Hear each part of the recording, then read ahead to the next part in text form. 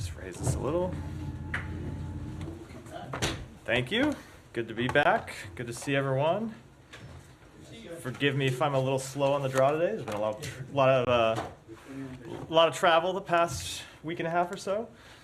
Ellen, you want to do the honors? Thanks, Matt. I'm impressed you're here today. We'll see. We'll see if you still feel that way at the end of this briefing. As things stand now, how does the international community keep the bar from being lowered and setting the stage for future conflicts in the Middle East and globally, to allow for the bombing of schools and hospitals and ambulances and aid convoys and journalists and places of worship, if there and with the conclusion that there won't be practical penalties for them? So I'd say we absolutely do not want the bar to be lowered.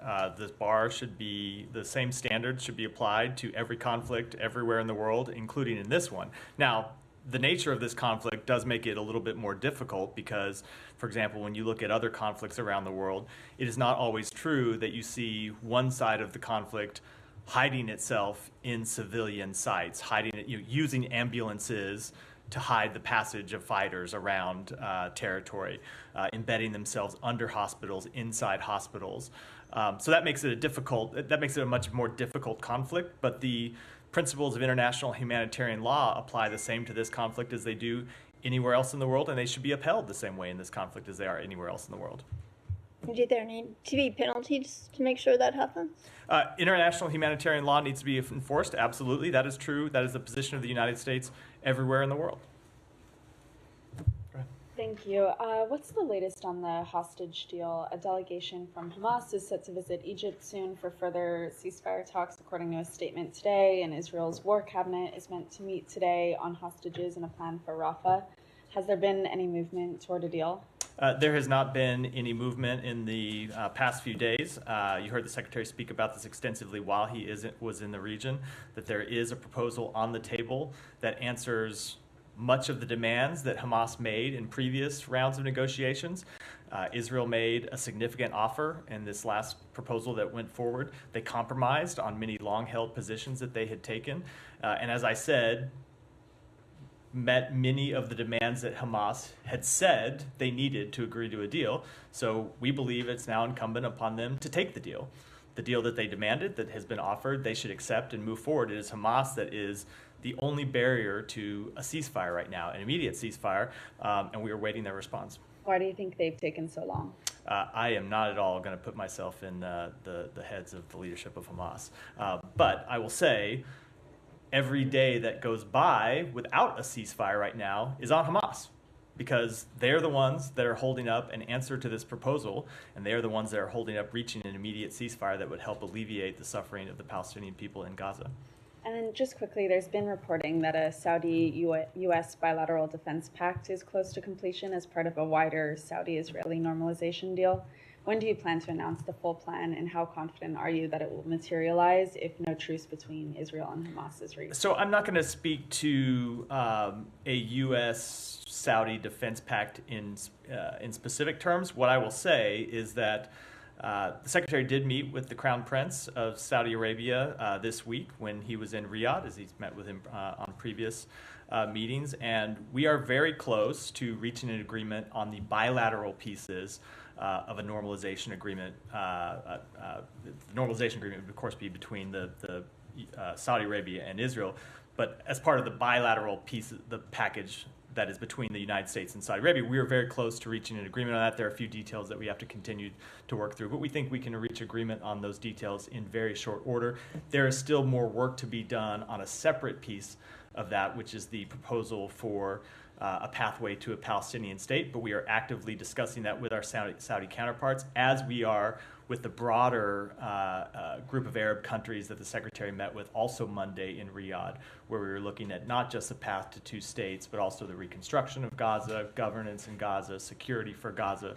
So we are working on all of those. Some pieces are further along than others. The bilateral piece between the United States and Saudi Arabia, most relevantly, and some pieces are a little bit further along, but we hope to make progress on that and have the agreements ready to put forward as soon as is possible. So, sorry, just to clarify, you're close on U.S.-Saudi part, but Correct. not the Israeli part. Let me unpack that a little bit. Okay. The idea of this agreement is that you would have a bilateral piece that are agreements between the United States and Saudi Arabia. I'm not going to speak to those in specific, but the details of them have been widely reported. I think everyone knows what they are. As part of that, there would also, and that part is fairly well advanced, and the Secretary has spoken to this. We have work to do to finalize some of the details, but we are very far along. I think the Saudi Foreign Minister also spoke to this on Monday in Riyadh after we met with him. Separately, and it will, I say separate, but it will be a part of this package. There are pieces that relate to the establishment of an independent Palestinian state with security guarantees for Israel. That's something that's important to the United States. It's something that is important and essential to Saudi Arabia and would be a key part of the deal. So while there are pieces of it that are closer than that, the entire package will include all of those pieces together. And how confident are you that that will materialize while there's no truce between Israel and Hamas? So we could reach an agreement. This gets a little bit of speculating about timing, because we don't know whether there'll be a ceasefire. That's in Hamas's hands right now. But I'll say we could reach an agreement with Saudi Arabia on what this package ought to look like, and we could reach agreement with some of the other Arab countries we're working with about what the broader package looks like, right? Not just normalization, but the post-conflict issues that relate to Gaza. But Saudi Arabia has been very clear for this. Putting a proposal on the table is one thing, a proposal that we could take to Israel, but there will be no agreement in this regard while the conflict in Gaza is still raging. Saudi Arabia has made very clear that as part of any normalization deal with Israel, they have two requirements. One, calm in Gaza, and two, a path to an independent Palestinian state. So you could see where we might reach agreement with Saudi Arabia on what this package ought to look like, but in terms of an actual deal that includes normalization with Israel, there needs to be calm in Gaza. And sorry, just one more follow-up. Netanyahu has repeatedly objected to a Palestinian statehood, a key condition for Saudi to agree to normalization, as you've said. What's the point of your progress with Riyadh if in the end Netanyahu will end up objecting anyway? So the Secretary has spoken to this in detail a number of times, including quite extensively in Israel in January when we first put together this group of Arab countries with whom we wanted to work on these issues. And the point he made then, and it continues to be our point today, is that we believe broader integration is key to Israel's long-term security. It's not just the right thing to do for the Palestinian people, and it is very much the right thing to do for the Palestinian people to answer their legitimate political aspirations. It is also the best thing that you can do to achieve Israel's long-term goal, the goal they have had, the goal that Israel's had since the founding of its country, which is normal relations with its neighbors.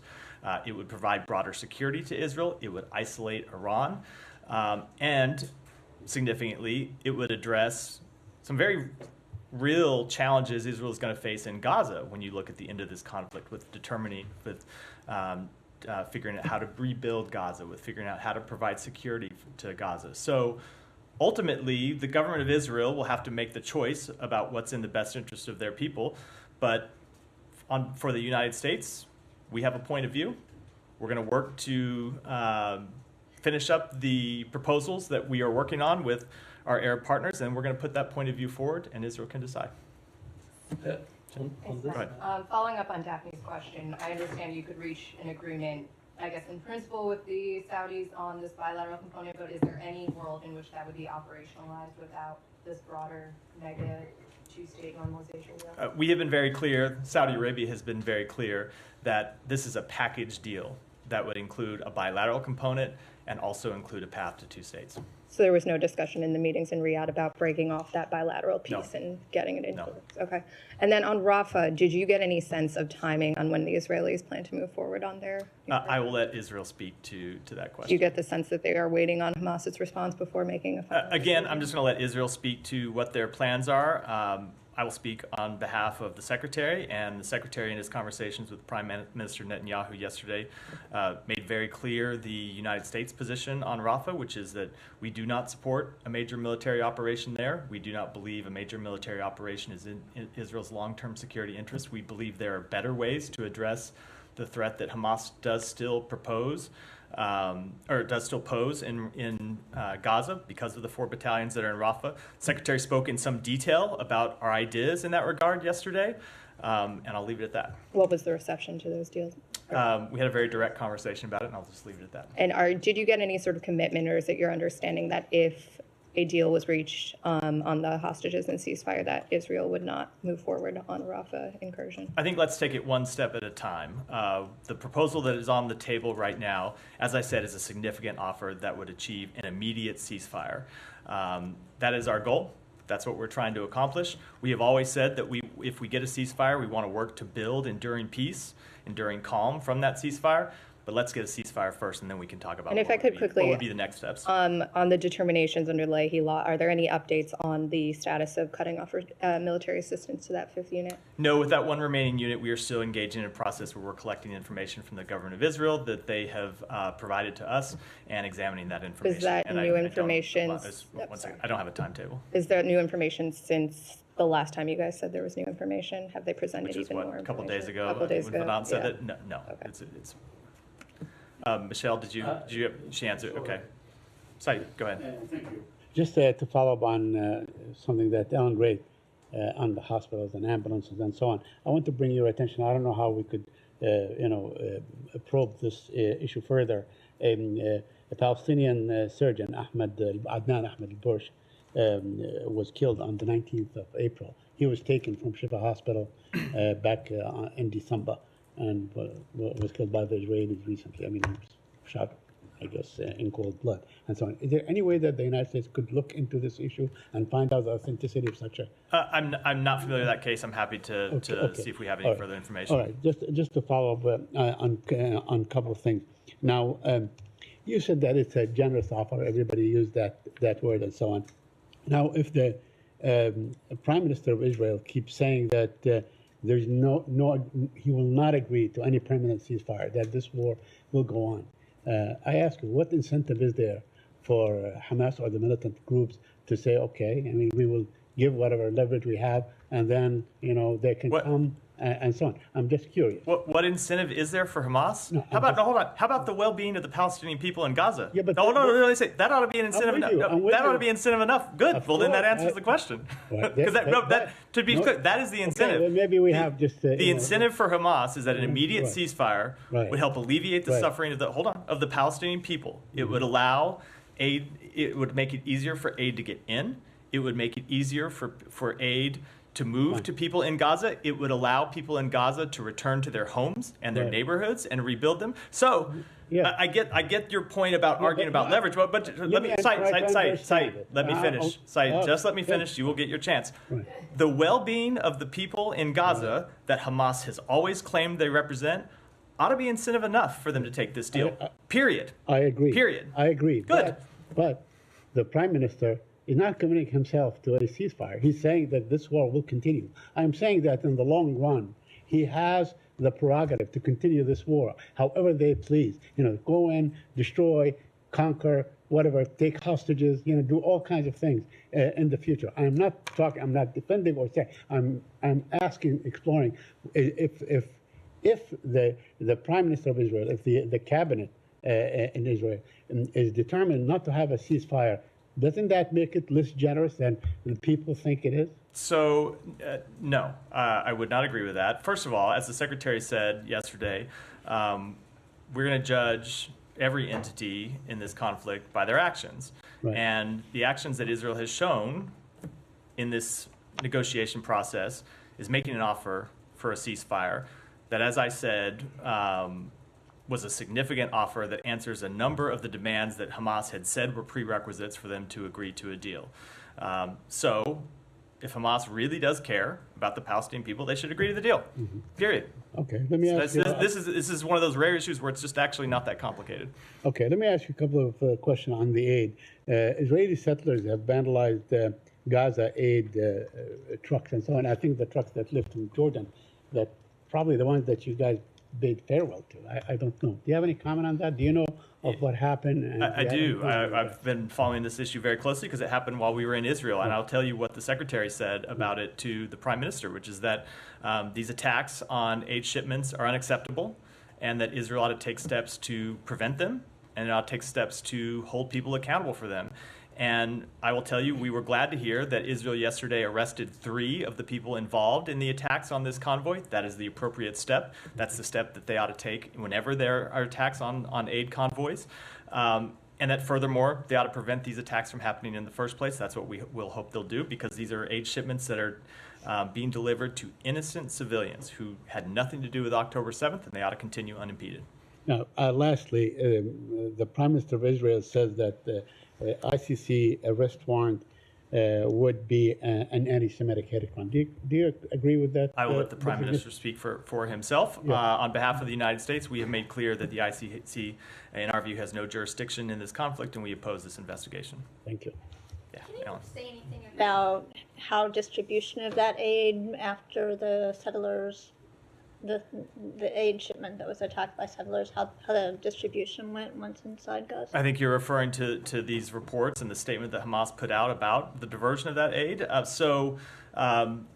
Those aid convoys came from Jordan into Erez Crossing, which was just opened, something that the president insisted on in his April 4th phone call with Prime Minister Netanyahu. Yesterday was the first major shipment of aid from Jordan over this new land route through Erez Crossing.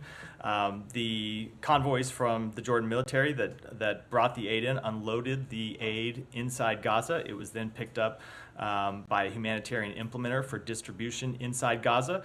And that aid was intercepted and diverted by Hamas on the ground in Gaza.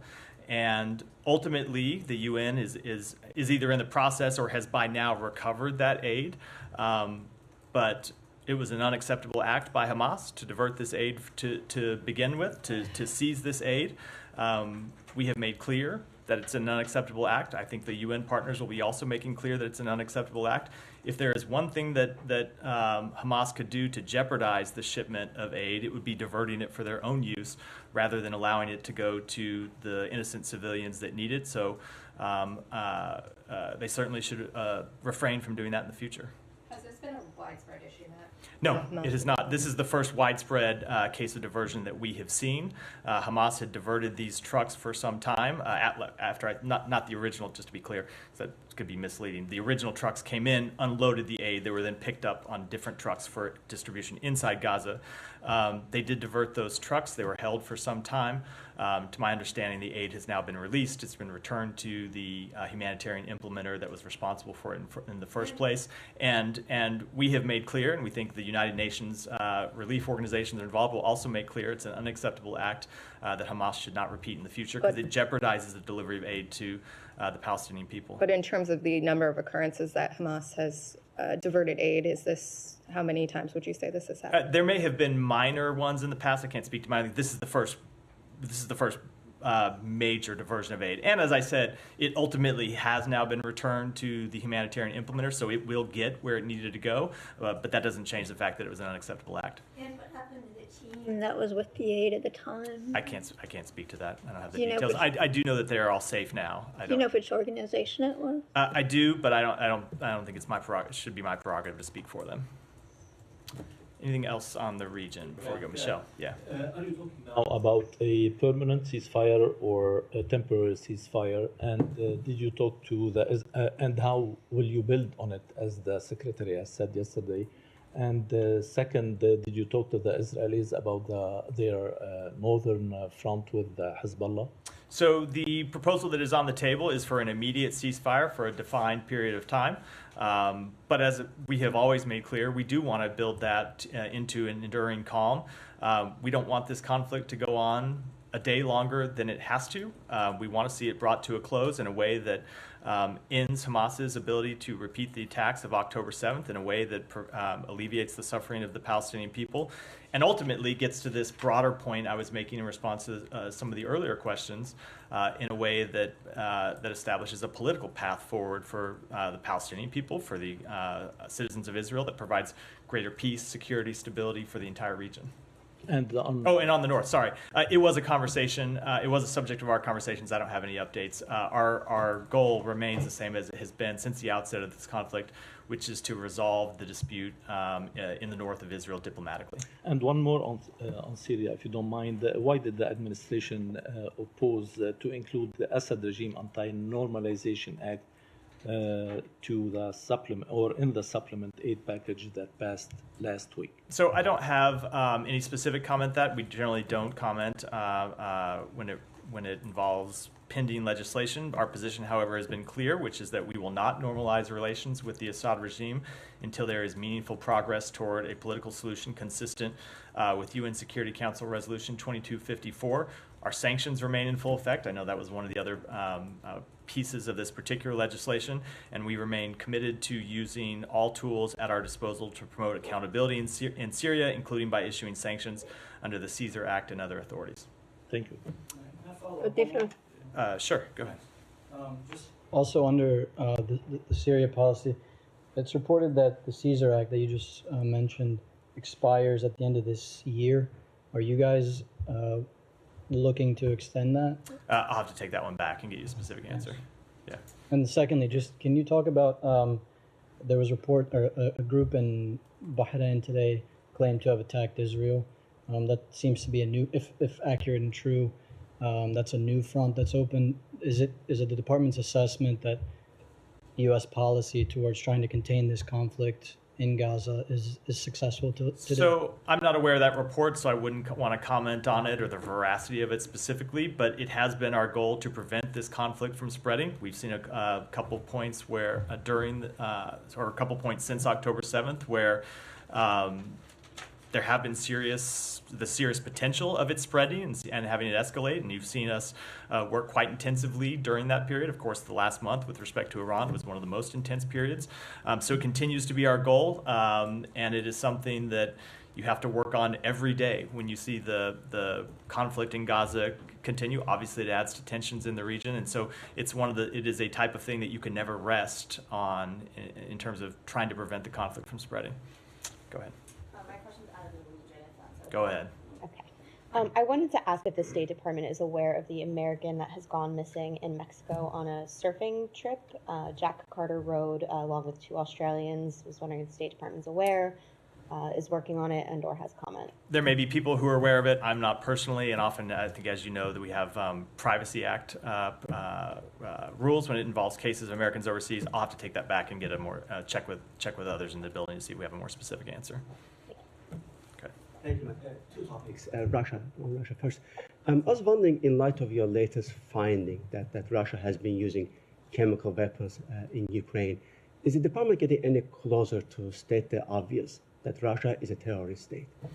We have not changed our position with regard to that designation, but it in no way changes the actions that we have taken to hold Russia accountable. You've seen since the outset of this conflict, the United States imposing sanctions on Russia, imposing export controls on Russia. We imposed new sanctions on Russia yesterday. You've seen us use our diplomacy to press other countries to stop their support from Russia, for Russia. That was a focus of the Secretary's recent trip to China, where he made clear that China should stop supporting Russia by rebuilding its defense industrial base, and also making clear that if they didn't take action, we would. And most significantly, we've taken action to hold Russia accountable by supporting Ukraine in its fight for its territory. So I know you always like to ask this question about this one particular designation, but if you look at the entirety of our policy with respect to Russia, I think you would see that it shows us taking actions across the board to hold them accountable for their aggression. But just so I understand it correctly, is there any ongoing effort for that SST designation, or this is just done deal? You're not going to review that? I'm gonna defer to my previous answer on this. Thank you. On Georgia, if I may, we've seen all the warning lights are blinking red these days. So the embassy made a statement saying that we offered them engagement, they refuse. We have heard Oligarch Ivanishvili's statements about the U.S., the NGOs. I don't want to repeat everything he said, but there are calls from the Hill for policy shift. I know that you made it clear that you are deeply concerned, but that's not enough. So when is it going to... Are you going to make policy claims now, or are you going to ask a question, Alex? No offense, but... when is it the right time? When is it the right time for the U.S. government to announce the policy shift? So I will say, as we reiterated in the statement we put out last night, we are deeply concerned with the legislation that is currently working its way through the Georgian legislature. And we're also concerned and condemn the false narrative that government officials have adopted to defend it, the legislation and the anti-Western rhetoric of Georgia Dream's leadership has put Georgia on a precarious trajectory that jeopardizes Georgia's Euro-Atlantic path and undermines the U.S.-Georgia relationship. It is still draft legislation, and I'm not going to comment on specific responses that we might take or preview specific responses that we might take while it remains pending legislation. But I think we have made quite clear how seriously we take this issue and how concerned we are about it. How close the secretary has been involved into this? We haven't heard from him on this very topic. I can assure you he's watching it incredibly closely. Even on our travels around the world and other countries, it's something that he's regularly updated on. Thank you. Janie. Thank you, Matt. Two questions, if I might. National Security Communication Advisor Kirby said this morning about the Russian refined petroleum, and the shipment have already pushed North Korea import above the 500 barrel annual cap mandated by the UN Security Council March alone.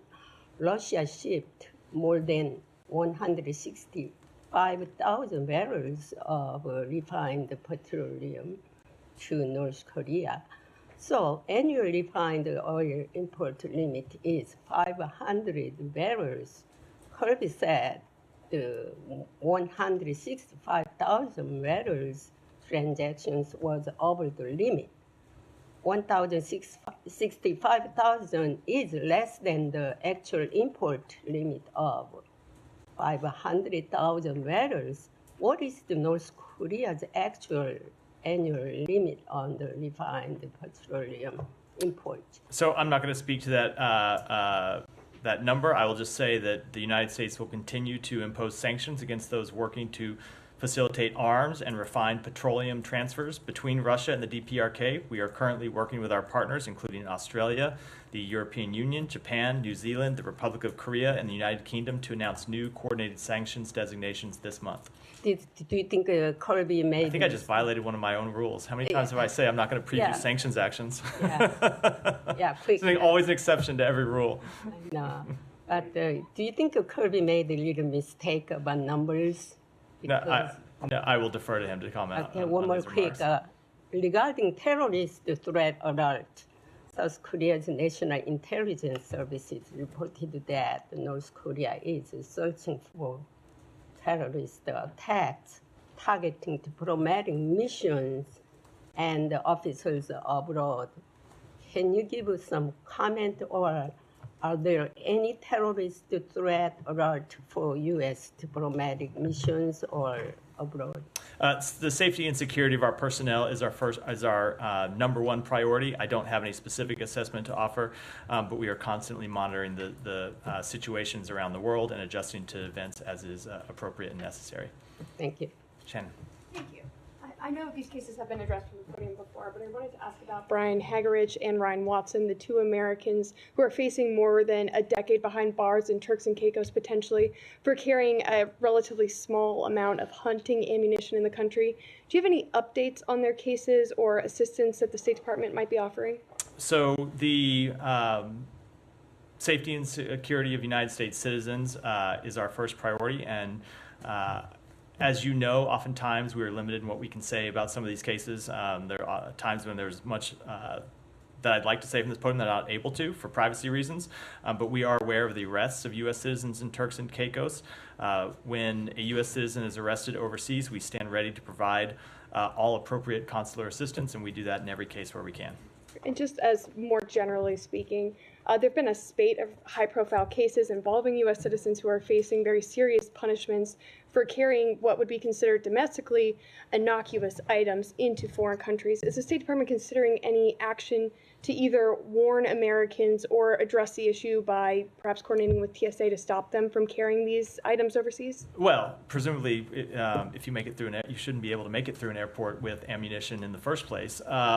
But we constantly update our travel alerts to make sure, or to warn people that they are, of course, subject to local laws when they travel overseas. That's true. We expect when citizens of other countries come to the United States, we expect them to abide by United States law, and we hold them accountable if they don't. And that is true for people traveling overseas. In the Turks and Caicos, firearms, ammunitions, or other weapons are prohibited. Our travel alert for the Turks and Caicos makes that clear, so people are aware of that before they travel. And I would once again, as we always do, urge every American to check the State Department travel alerts before they travel to a country. We put them out for every country in the world so they can see what the local rules, what the local laws are. And it's very important that they follow those laws so they aren't put in this position. Go ahead. Thank you, sir. Two questions, please. As far as these demonstrations are concerned across the U.S., universities and colleges, before my question, if I say one thing, that when I used to go to college and university in Chandigarh in India, my mother told me, you are going there to study, not create any troubles for yourself and for others. My question is now here that who is behind these demonstrations, how the US diplomacy with other countries around the globe who also have many students from across other nations also, in these higher universities and colleges, their studies are also affecting, because I'm getting many calls from the Indian American community and their parents also. So how the relations affecting as far as these demonstrations are concerned, violations are going on and breakings and all that. We never heard in the US as far as students and in colleges and universities, except during Vietnam War, because there was a cause, because America was involved in the Vietnam War, but America is not involved as far as these what's going on in the Palestine and other places. So the president spoke to this earlier today, and I don't have much to add to his remarks. But the thing that he made very clear is that one of the things that makes this country great is the right to free expression and free speech. And we welcome free speech and we welcome free expression, even when it is people protesting in opposition to policies that we have promulgated in this administration. But it's also true that we expect people to follow the law, and law enforcement has a right and responsibility to enforce the law when people don't. Leave it at that. One more. My other question, please. Thank you so much. These are in connection with that. In one side, India's largest democracy is going on elections, like more than 700 million people are going elections. In Pakistan, other side, in the parliament of Pakistan, they are saying that US and IMF and other countries should not give any aid to Pakistan because it's not reaching to the basics people are needing today. And parliamentarians are saying that Pakistan is now going bankrupt, and Pakistan's prime minister is going in the Middle East, Saudi Arabia and IMF and all that, because otherwise Pakistan will break down and will be filing bankruptcy and all that. My question is, people of Pakistan are telling me and saying that US and other international institutions give aid to the basics in people for the development of Pakistan's. And at the same time, recently, State Department had 4 companies in China and Belarus held, and that they were supplying ballistic missile parts to Pakistan. So in the one hand, they are saying in Pakistan is spending all this money on the ballistic missile parts and others, not on the people of Pakistan. What they are saying finally, look at India today and look at Pakistan today, and both countries got freedom on the same day. And today, India is one of the largest trading partners of the United States. So where do we stand? I was waiting for the question. that was a lot. I was wondering what the question was going to be. What message do we have for Pakistan from the Secretary of State? Yeah. That basics, that Pakistan can be uplifted like India in the future and their people. So a couple of things. First, as it relates to the ballistic missile program, we make quite clear our position on that, including through the actions that we took last month that you referenced. But when it comes to efforts to stabilize its economy, including through reaching an agreement with the IMF, we support those efforts. We support the progress that Pakistan has made to stabilize its economy and manage its daunting debt burden. We encourage the government to prioritize and expand economic reforms to address its economic challenges. And our support for Pakistan's economic success is unwavering, and we will continue to engage with them through technical engagements as well as through our trade and investment ties all of which are priorities of our bilateral relationship. Go ahead. Thank you, sir. Thank you, Matthew. Excuse me. Is the administration looking to admit into the United States refugees from Gaza? If so, how would the administration ensure there is no Hamas infiltration? So, since the beginning of the conflict, we have helped more than 1,800 American citizens and their families leave Gaza, many of whom come to the United States. President Biden's direction, we have also helped and will continue to help some particularly vulnerable individuals, such as children with serious health problems and children who are receiving treatment for cancer, get out of harm's way and receive care at nearby hospitals in the region. And Palestinians may be eligible for a variety of existing pathways to enter the United States, such as immigrant or non-immigrant visas. We are constantly evaluating policy proposals to further support Palestinians who are family members of American citizens and may want to join them in the United States. I don't have any potential changes to preview at this time, but as is true everywhere in the world, we have strict vetting whenever we admit people to the United States. And Republicans have called for the administration to revoke visas of students on American college and university campuses who express support for Hamas. What's the administration's reaction to those calls? Would the administration do such a thing? I just don't have any comment on that. And one more thing. Yeah. What is the administration doing regarding Qatari funding of America's college and universities that critics have said have contributed to the Is there evidence of that? That Qatar is the largest foreign donor of American college and university campuses? Yes. No, but I mean, that they're supporting the protests. I've heard that claim, but I'm just asking before I comment on whether there's evidence that you can put forward. Well, I mean, like not just these protests, but like the protests on American college and university campuses regarding Israel, like even before October 7th. There have been critics who have said that Qatari money has, contributed to this Berlin Rise, like through funding, like what critics university programs. Just what critics specifically, so I know what I'm responding to. The critics, yeah. No, but who?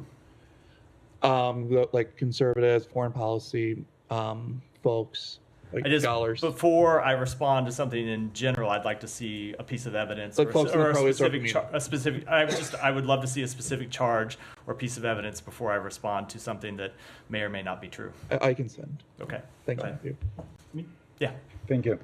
Vladimir Zelensky said last week that Ukraine and the United States are working on a new bilateral agreement on security and have already begun discussing a specific text of this agreement. Do you have any comments, confirmation? So I'm not going to speak to it in specific other than to say that we have made clear that we are working on ways to provide long-term support for Ukraine's security. Obviously, we provide significant assistance to Ukraine to defend itself from Russia's aggression, and we have been working on long-term security arrangements. That's something that the president made public around the time of the last NATO summit. Those discussions continue, but I'm not going to speak to them in any detail. One more question. Polish media reported last week that Poland has made a formal request to the US to deploy American nuclear weapons in the country. Is the United States discussing this? I don't have any comment on that. Go ahead. Thank you, Matthew. I just want to get back to the protests and ask if there's any concern in the State Department about these protests reflecting a spread of the conflict that you've been expressing fears about earlier.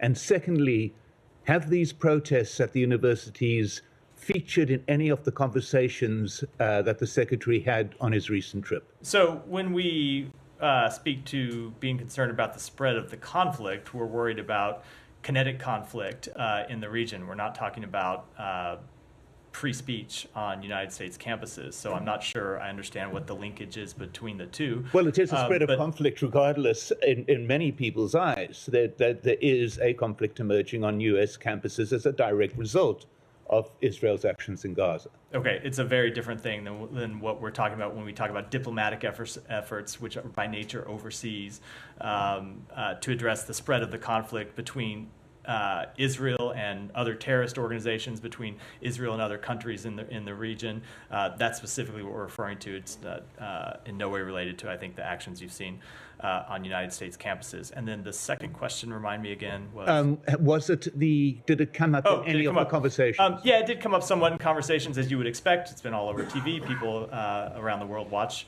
American television, and so of course it's come up in conversations, but not in any substantive or serious way. Go ahead. Yeah. That, is Israel seeing these protests and is it concerned about losing the messaging more? And then conversely, are there any concerns that Hamas is seeing these protests and is feeling emboldened by the anti-Israel sentiment of them? So I will let Israel speak for itself, and I'm not going to speak for Hamas either. Go ahead. Thank you, Matt. The world's largest election has begun in India. However, there has been significant increase in intimidation, harassment.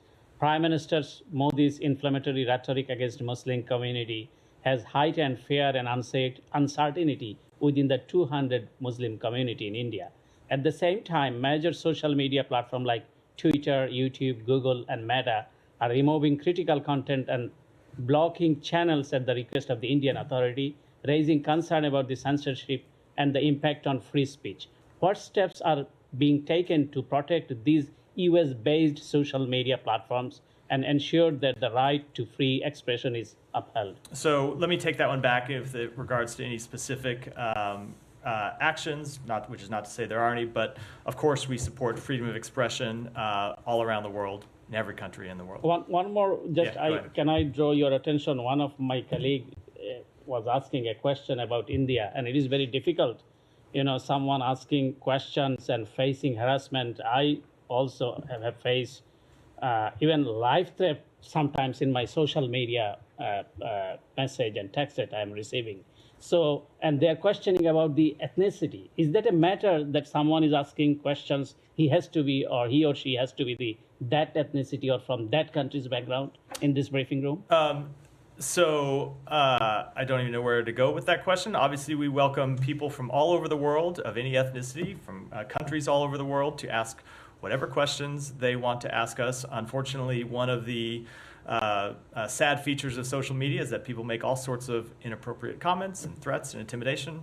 I see that on social media. I'm sure you do too. It doesn't make it acceptable in any way. Go ahead. Go ahead. Thank you. On the student protest in the U.S., have you found any sign of foreign intervention, be it social media campaigns, funding, etc.? It's not the kind of assessment we make here at the State Department, but no, we've not made that. Are you going to look for it, or it's not part of? It's just not. It's not the kind of thing that we do here at the State Department. So no. And on the bilateral agreement you have with Saudi Arabia, I got a bit confused there when you were answering at the beginning. So the disagreement that you are going to have with Saudi Arabia, is it tied to the conflict between Israel and Palestine? Because you said it's a package. Yeah, so I realized as I was going through it was probably a bit confusing. So in the normalization agreement, the potential normalization agreement that we are talking about with Saudi Arabia, there are several components. One component is a package of agreements between the United States and Saudi Arabia. Another component is normalization of relations between Saudi Arabia and Israel. And another package would be a path to two states for the Palestinian people. All of them are linked together. None go forward without the others. So obviously you're not going to have a finalized package to present to Senate to give the approval, to get Senate's approval. So my question is that a few of these components, like the AI or nuclear or the security agreement, all of that, can they be executive before the other components even being finalized? So I would say this is a package deal, but we are also putting the cart before the horse a little bit here and getting too much into the details. And that's because, as I said, one of the things that Saudi Arabia has made clear is a prerequisite for them agreeing to any normalization deal in the first place is calm in Gaza, which of course we don't have right now. And it's not the reason why we're trying to pursue a ceasefire. We're trying to pursue a ceasefire with the release of hostages for its own sake and the benefits it would bring. But it is absolutely one of the things that we would try to push forward should we achieve that ceasefire that includes the release of hostages. But you are going to go ahead with the nuclear agreement regardless of what is happening? No, as I just said, it is a package deal.